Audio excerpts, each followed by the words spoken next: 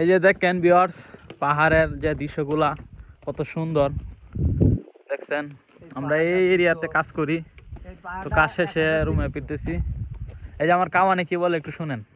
এই পাহাড়টা 1000 ফিট উঁচু, এই পাহাড়ের উপরে আমরা উঠে কাজ করি। এই যে এই পাহাড়টা, তো এই আমরা প্রায় পায়ে হেঁটে পাহাড়ের অনেক উঁচুতে উঠি। 2000 ফিট তো উপরে আমরা উঠি। সম্পূর্ণ ভিউগুলো আপনাদেরকে দেখাবো আস্তে আস্তে। তো সবাই চ্যানেলটিতে সাবস্ক্রাইব করে দিবেন। তো এটাতে নিচের একদম নিচের যে দৃশ্যটা এটা, আর উপরে উঠলে আগামীকাল আপনাদেরকে ভিডিওটা দিব। তো দেখেন কত সুন্দর, প্রত্যেকটা জায়গা দিয়েই রাস্তা করা হয়েছে, গাড়ি যায়, এমনি পায়ে হেঁটে উঠা যায়, অনেক সুন্দর। এটা হচ্ছে মালয়েশিয়া।